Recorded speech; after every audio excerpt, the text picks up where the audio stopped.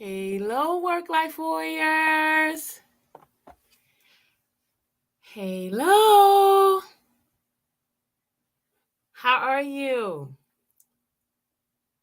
Live on Facebook, live on YouTube, and live on LinkedIn. Hello, work life warriors. How are you? It is good to see you.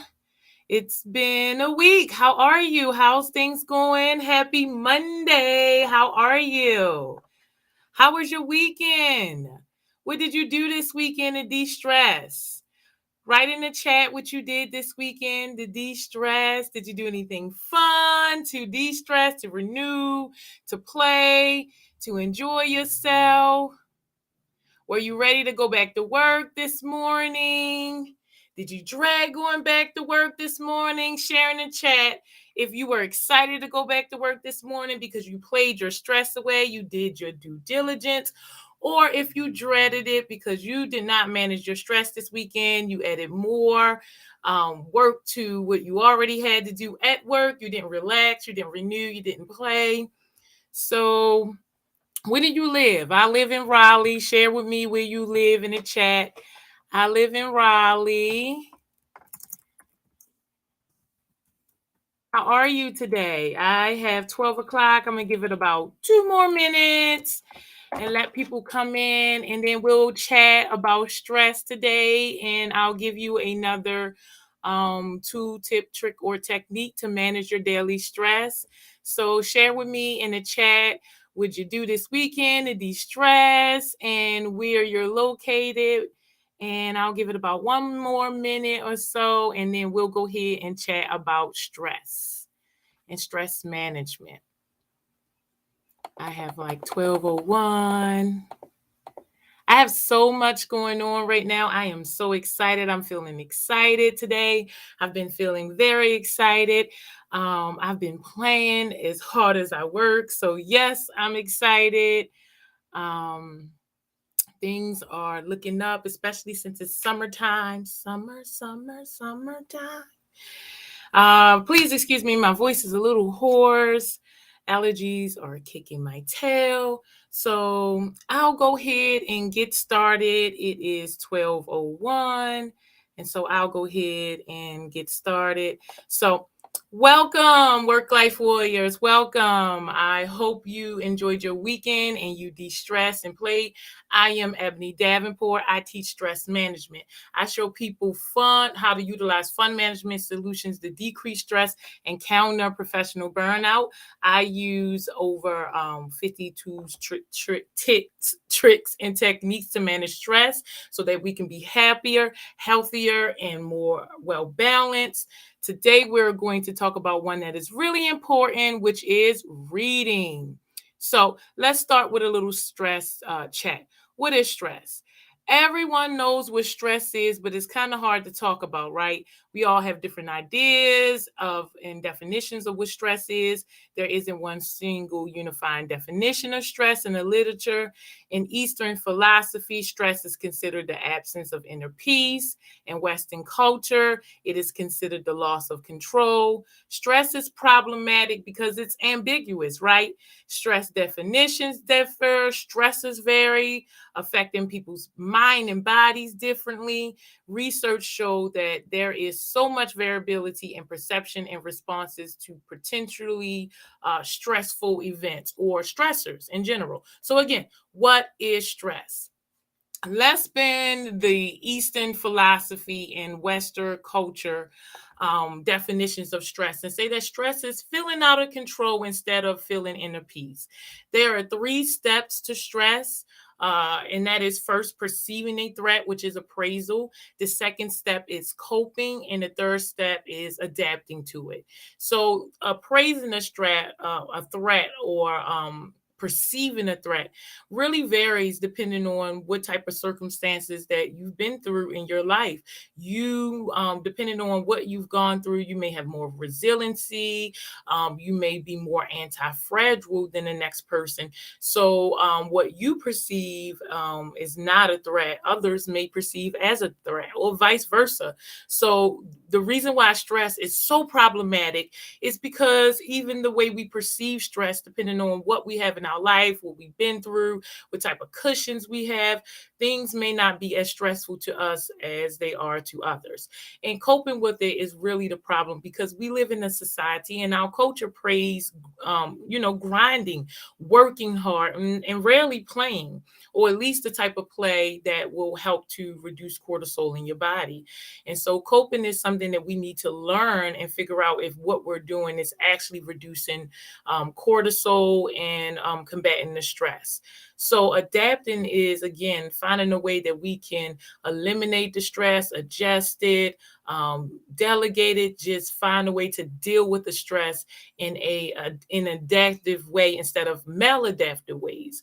In the stress community, we talk a lot about stress being a relationship between our perceptions, needs, and abilities in the condition of the environment.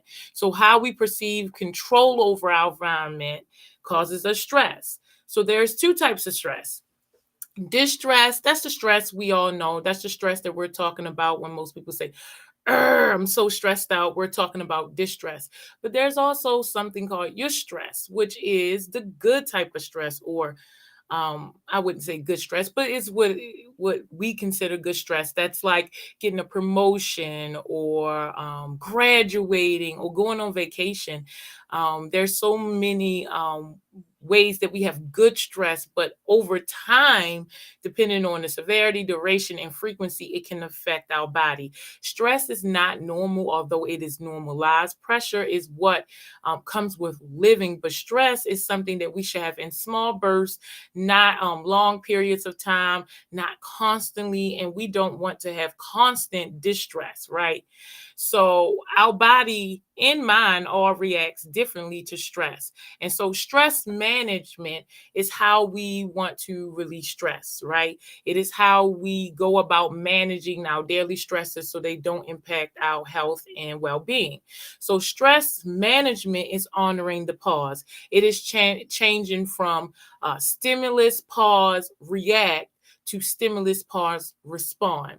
So when something happens to you, there's a moment where you can pause, even though most of us are in autopilot and we just kind of respond and it doesn't seem like there's a pause.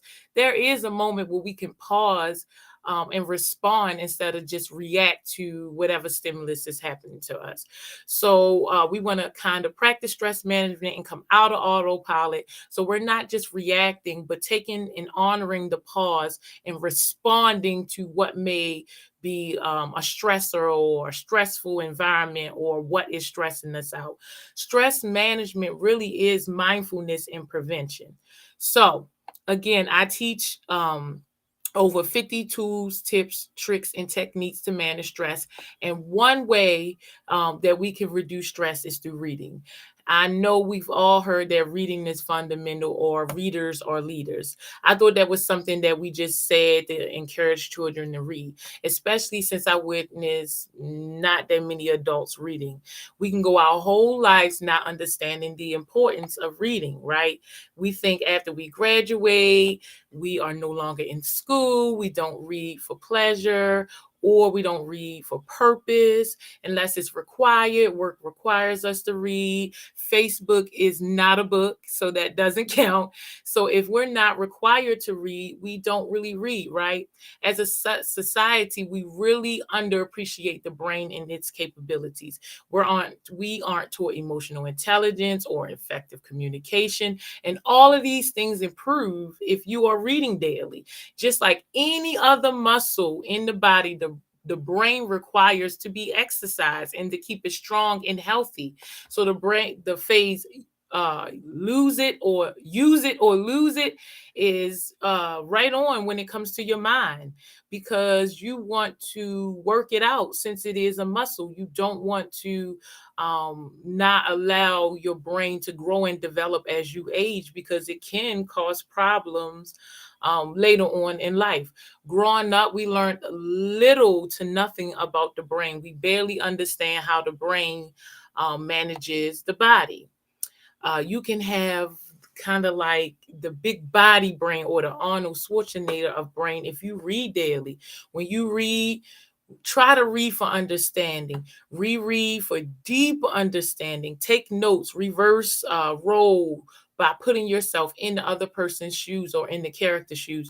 You will be surprised how much of the content you can absorb when you can become a character in the book, or when you're reading it with the intent to learn, grow, and develop.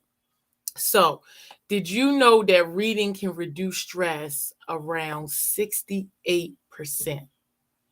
68%.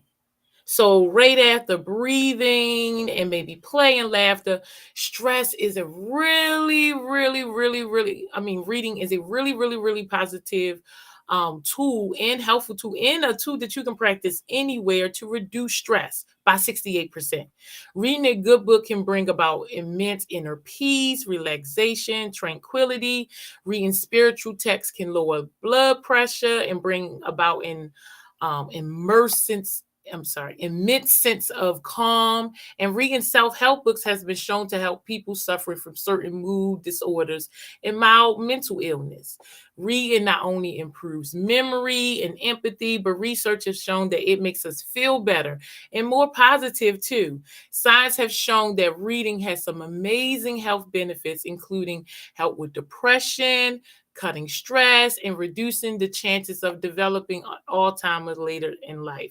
And that's because, again, your brain is a muscle. So if you're working it out, you can combat a lot of diseases and illnesses by just working out that muscle. So no matter how much stress you have at work, in your personal relationships, or countless other issues faced in daily life, it all just slip away when you get a great book. You find a quiet space. You curl up in the covers, maybe have a glass of hot chocolate. I like tea. Some people like wine. A well-written book can transform your situation, letting tension drain away and allowing you to relax, which is so important. We need to activate our parasympathetic nervous system, and reading is a great way to do that. Everything you read fills your head with new information. The more knowledge you have and apply it, the better equipped you are to tackle any new challenges you may face, right? And we will continue to face challenges as we grow and develop. That is why the richest people on earth read daily. Reading brings clarity and it helps you become more articulate and well spoken. It is a great boost to your self esteem, and it will help any professional speak to anyone with more confidence. So, how can we do that? Think of yourself. Let's do an exercise. Think of yourself as a car, right? Just picture yourself as a car. What type of car would you be? First off, put in the chat what type of car you would be. Just picture yourself as a car. This is the first time you're leaving your house today, but you have to run some errands. Let's say you live someplace cold. Would you jump into your car and pull off directly? Put that in the chat. Put your answer in the chat. Would you, if you live someplace cold and it's cold outside and you had to go and run errands, would you jump in your car and just pull your car off directly without doing anything? Write in the chat if you would or if you wouldn't, or what would you do? What I would do is I would warm my car up. And this is a metaphor for your body and your brain. Your brain is what, moves your body and takes it to where it needs to go.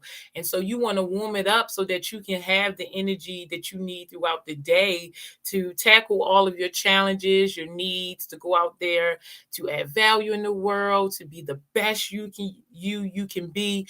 You need to do that by warming up your brain every single day before you go out into the world. So start the morning reading a quote, an affirmation, or a passage of your choice. Then add reading before bedtime. And that's just if you're a beginner. If you are someone who casually reads, start with one book, one a month, one book a month. Join a book club, read a book with family and friends. That's what I like to do. If you're advanced, you should spend the first hour of the day waking up your mind, read at least 20 to 30 pages in the morning before you start your day. Investing in yourself first initiates the pace of the day. In 1 year, you should read at least one book a week, which is 52 books a year. And that's if you're an advanced reader.